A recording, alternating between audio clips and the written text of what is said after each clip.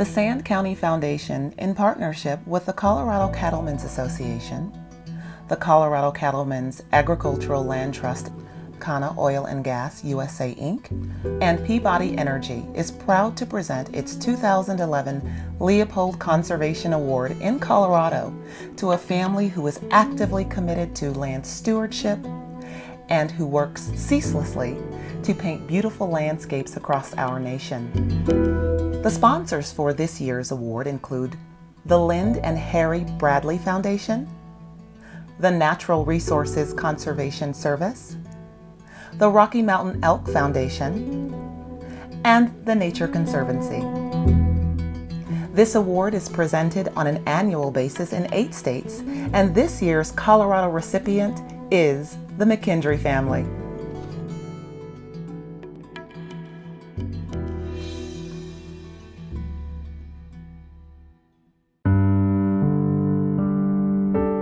The McKendrys operate over 14,000 acres of ranch land in southeastern Colorado. They are a 4th-generation ranching family, and today, siblings Kathy, Joanne, Steve, and Kay run the operation. The things that make this work is our communication, and I feel like all 4 of us trust each other to, make the decisions that will affect our livelihood with the ranch. And like I said, we do communicate. We have a business meeting once a year at least, sometimes 2 or 3 times a year. My little sister's the accountant. She does taxes for a living, so she takes care of that. And Kay would be the president of the corporation, and Joanna's the secretary. We make joint decisions on fences and water lines and stuff. The McKendry land stewardship ethic and love of the land began with their great-grandfather, who homesteaded in the area in the early 1900s. Today's property includes that homestead, plus those of their grandfather and numerous great-aunts and uncles.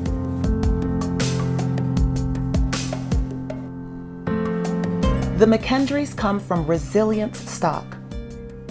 Within the past 10 years, Mother Nature has thrown numerous curveballs, creating some really harsh conditions. In 2002 was when we were in worse shape. We sold off 1/3 of the cows in.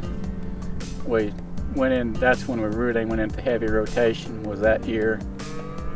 We were moving just every few days, trying to keep the cows in decent shape that we kept, giving the ground a chance to rejuvenate then. And we were down on numbers for 2 or 3 years until we could get some moisture back. And we still haven't had a good, decent year since then either. We run about 400 mother cows right now. We sold about 80 head last fall and didn't replace them with the way the weather's been. And until the weather changes, we won't. The McKendrys are fighters, and they are the epitome of the phrase, when the going gets tough, the tough get going. Going through the challenge of the dry land and everything did put us to work and make us learn what we needed to do to improve the soil and give us more forage to graze. It's dry. It's all there is to say about it. It's so dry that it's been 10 years since we had good moisture, and we've made a lot of improvements in the land in that 10 years, but we're overdue for a drain that we're going to be selling the cows pretty quick, probably. I don't know what I do if we sell the cows. We'll survive for a while without anything, and then hopefully we'll get moisture and bring cattle back in, either buy some back or take some in on pasture. So, despite all the things the McKendrys cannot control, they remain steadfast in their conservation ethic, which is one of the things they can control. The Dave Pratt school I went to, we learned it takes 500 pounds of water to raise 200 pounds of feed. Well, when you evaporate more water than you get out of the sky, you need to take care of every inch of rain you can get. In 2001, when it turned so dry, and we'd had a little rain, and I was gone for a week, and there was a patch of western wheat 15, 20 foot across. Everything around it was dry. The western wheat was still moist. At that point, I thought, you dummy, you need to be looking at what you're seeing there. and start working on this. So since then we've added more miles of water line, more tanks. We've went to high tensile fences, broke the pastures up more. This pasture we're in was 7,000 acres 15 years ago. It's about 2 sections now. And then we've been rotating the cows, trying to be on each piece of ground one time every 13 months, giving it all a rest, clear through a full rotation of the year. So.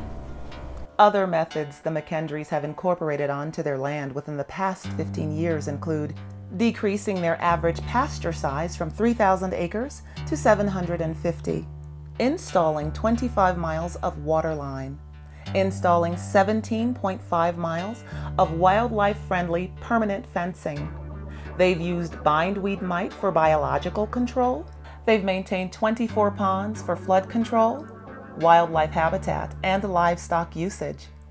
They've also installed 34 ladders in tanks for wildlife escape, with 27 more slated to be added.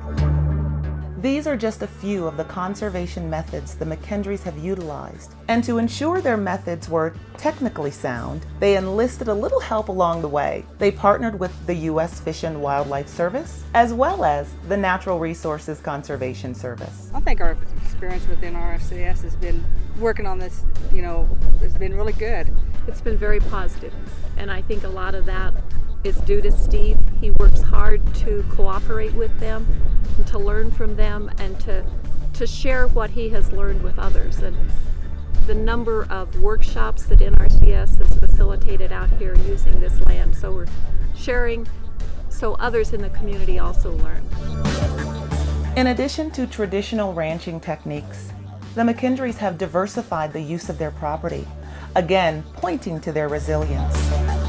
One of their most recent ventures was the lease of a portion of their land for the installation of wind turbines. The wind turbines belong to Iberdrola Wind Energy. They come in 2005 and leased the ground, and then in fall of 2006 started building. It's been a friendlier situation than I thought it might be. The next steps in the future will be more fences, breaking the pastures up smaller, putting us down to about a 3-day rotation on them, where they'll be on 3 days a year or longer, and making it so the land has more rest. So what about the ranch's future? It's just really important to us. This is where I grew up. This is my home. So it's very important to maintain the land so that it's sustainable, so the operation is sustainable, so that there's a future here. The Leopold Award, being awarded that as a family, means a lot because I think it recognizes what we have done as a family. The award to me shows that we've been doing a good job on the land, as well as being involved in the community. We're working together as a group, as a family. We want everybody to see what we are doing, and it's just nice to be able to do it as a community and as a family all together.